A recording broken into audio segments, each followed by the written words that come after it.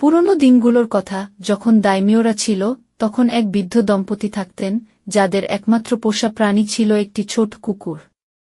সন্তান না থাকায় তারা কুকুরটিকে শিশুর মতো ভালোবাসতেন।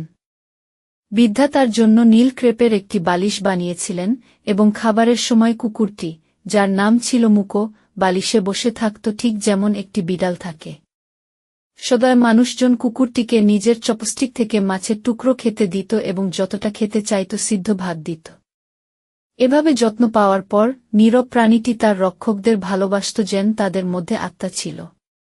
বৃদ্ধ ব্যক্তি, যিনি ছিলেন এক চাল চাষি, প্রতিদিন হেঁটে বা খোপা দিয়ে মাঠে যেতেন, সকাল থেকে কাজ করতেন যতক্ষণ না ও টেন্টো শামা, যাকে সূর্য বলা হয়, পাহাড়ের পেছনে হারিয়ে যেত। প্রতিদিন কুকুরটি তাকে কাজে অনুসরণ করত, কখনোই সেই সাদা বেগুনিকে ক্ষতি করত না যে বৃদ্ধের পেছনে পিঁপড়ে তুলে নিয়ে যেত। কারণ বৃদ্ধ ব্যক্তি জীবিত সব কিছুর প্রতি সহিষ্ণু ও সদয় ছিলেন এবং প্রায়ই পাখিদের খাবারের জন্য জমি উল্টে দিতেন। একদিন কুকুরটি ছুটে এসে তার পায়ের বিরুদ্ধে পায়ে দিয়ে সজাগ করে এবং মাথা না দিয়ে পিছনের কোনো জায়গার দিকে ইঙ্গিত করে। প্রথমে বৃদ্ধ ভেবেছিলেন যে তার পোষা প্রাণীটি শুধু খেলছে এবং কোনো মনোযোগ দেননি। কিন্তু কুকুরটি কিছুক্ষণ ধরে কাঁদতে কাঁদতে চলে যেত। পরে বৃদ্ধ কুকুরটিকে কিছুটা দূরে একটি জায়গায় অনুসরণ করলেন, যেখানে প্রাণীটি জীবন্তভাবে মাটিতে খোঁচাচ্ছিল। তিনি ভাবলেন এটি সম্ভবত একটি চাপা হাড় বা মাছের টুকরা, তাই তিনি তার খোপা মাটিতে ঠুকলেন এবং হঠাৎ করে তার সামনে একটি সোনার পাহাড় ঝলমল করতে লাগল। এভাবে 1 ঘণ্টায় বৃদ্ধ দম্পতি ধনী হয়ে গেলেন। তারা একটি জমি কিনলেন, বন্ধুদের জন্য একটি ফিয়েস্ট আয়োজন করলেন এবং গরিব প্রতিবেশীদের প্রচুর দান করলেন। কুকুরটির জন্য তারা তাকে এতটাই আদর করলেন যে প্রায় তাকে ভালোবাসায় মুছে ফেললেন। একই গ্রামে একটি দুষ্ট বৃদ্ধ এবং তার স্ত্রী বাস করতেন, যারা একেবারেই সংবেদনশীল এবং সদয় ছিলেন না। যে কোনো কুকুর যেভাবে তাদের বাড়ির সামনে দিয়ে চলত, তারা তাকে মারধর করতেন এবং গালমন্দ করতেন। প্রতিবেশীদের ভালো ভাগ্যের কথা শুনে তারা কুকুরটিকে তাদের বাগানে এনে মাছের টুকরো ও অন্যান্য মিষ্টি জিনিস দিয়ে প্রলুব্ধ করলেন, আশা করে যে কুকুরটি তাদের জন্য ধন খুঁজে বের করবে। কিন্তু কুকুরটি, নিষ্ঠুর দম্পতির প্রতি ভীত হয়ে, কিছুই খেত না বা চলছিল না। পরে তারা তাকে বাইরে টেনে নিয়ে গেল, একটি খোপা ও খোঁচা নিয়ে। কুকুরটি যখন বাগানে একটি পাইন গাছের কাছে পৌঁছাল, তখন সে মাটিতে খোঁচাতে শুরু করল, যেন নিচে একটি বিশাল ধন আছে। দ্রুত, স্ত্রী, আমাকে খোপা ও খোঁচা দাও, চিৎকার করে উঠল লোভী বৃদ্ধ, আনন্দে নাচতে নাচতে। তখন লোভী বৃদ্ধ খোপা নিয়ে এবং বৃদ্ধা খোঁচা নিয়ে খোপা শুরু করলেন, কিন্তু কিছুই পেলেন না, শুধু একটি মৃত বাচ্চা বিড়াল, যার গন্ধে তারা তাদের যন্ত্রপাতি ফেলে দিল এবং তাদের নাক বন্ধ করে দিল। কুকুরটির প্রতি রেগে গিয়ে বৃদ্ধটি তাকে লাথি মেরে মেরে হত্যা করলেন এবং বৃদ্ধা তার মাথা প্রায় কেটে দিলেন। পরে তারা তাকে গর্তে ফেলে দিলেন এবং তার দেহের উপর মাটি ঢেলে দিলেন।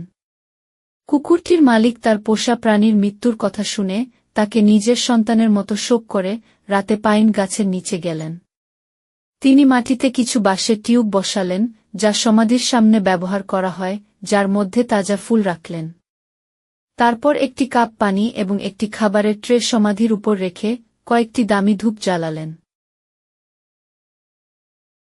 তিনি তার পোষা প্রাণীর জন্য অনেক সময় ধরে শোক করলেন, তাকে অনেক প্রিয় নাম ডাকলেন, যেন সে জীবিত ছিল। সেই রাতে কুকুরটির আত্মা তাকে স্বপ্নে উপস্থিত হল এবং বলল, আমার সমাধির উপরে পাইন গাছটি কাটো এবং তার থেকে একটি মোটা বানাও যাতে তোমার চালের পিঠা তৈরি করতে পারো এবং একটি ম্যানিফিক কুচি তৈরি করো। তাহলে বৃদ্ধ ব্যক্তি গাছটি কেটে ফেললেন এবং গাছের মূল থেকে 2 ফুট দীর্ঘ একটি অংশ কেটে বের করলেন। প্রচুর পরিশ্রমের পর, কিছুটা আগুন দিয়ে এবং কিছুটা চিসেল দিয়ে একটি ছোট পাত্রের মতো খাঁজ তৈরি করলেন। পরে একটি দীর্ঘ হাতলযুক্ত কাঠের হাতুড়ি বানালেন, যা চালের পিঠা মেটানোর জন্য ব্যবহৃত হয়। নতুন বছরের সময় আসলে তিনি কিছু চালের পিঠা বানানোর ইচ্ছা পোষণ করলেন। চাল সিদ্ধ হলে বৃদ্ধা সেটি মুঠায় রাখলেন, বৃদ্ধ ব্যক্তি হাতুড়ি দিয়ে আঘাত করতে শুরু করলেন এবং আঘাতগুলি ভারী ও দ্রুত পড়তে লাগল যতক্ষণ না পিঠা প্রস্তুত হল। হঠাৎ করে পুরো মিশ্রণ সোনার মুদ্রার পাহাড়ে পরিণত হল। বৃদ্ধা যখন হাতে ম্যানিফিক নিয়ে মটর ভরিয়ে মেশাতে শুরু করলেন, সোনার রাশি বৃষ্টির মতো পড়তে লাগল। এদিকে ঈর্ষান্বিত প্রতিবেশী জানালা দিয়ে উকি মারছিল যখন সিদ্ধ মটর মিশ্রিত হচ্ছিল। আহা! চিৎকার করে উঠল বৃদ্ধা, যখন দেখল প্রতিটি সসের পরার সাথে সোনার হলুদ রঙে পরিণত হচ্ছে, যতক্ষণ না কিছু মিনিটে ম্যানিফিকের নিচে থাকা টব সোনার মাটিতে পূর্ণ হয়ে গেল। তাহলে বৃদ্ধ দম্পতি আবার ধনী হয়ে গেলেন। পরের দিন কিপ্টে ও দুষ্ট প্রতিবেশী আসলো এবং মোঠা ও জাদুকরি ম্যানিফিক ধার নিয়ে গেল। তারা একটি মোঠা সিদ্ধ চাল দিয়ে এবং অন্যটি মটর দিয়ে পূর্ণ করল। তারপর বৃদ্ধ শুরু করল পিটানো এবং বিদ্যা মেশানো। কিন্তু প্রথম আঘাত ও ঘোরানোর সাথে সাথে পিঠা এবং সস একটি নোংরা পোকামাকড়ের মিশ্রণে পরিণত হল। আরও ক্ষুব্ধ হয়ে তারা ম্যানিফিকটি টুকরো টুকরো করে ফেলে দিল, আগুনের কাঠ হিসেবে ব্যবহার করতে।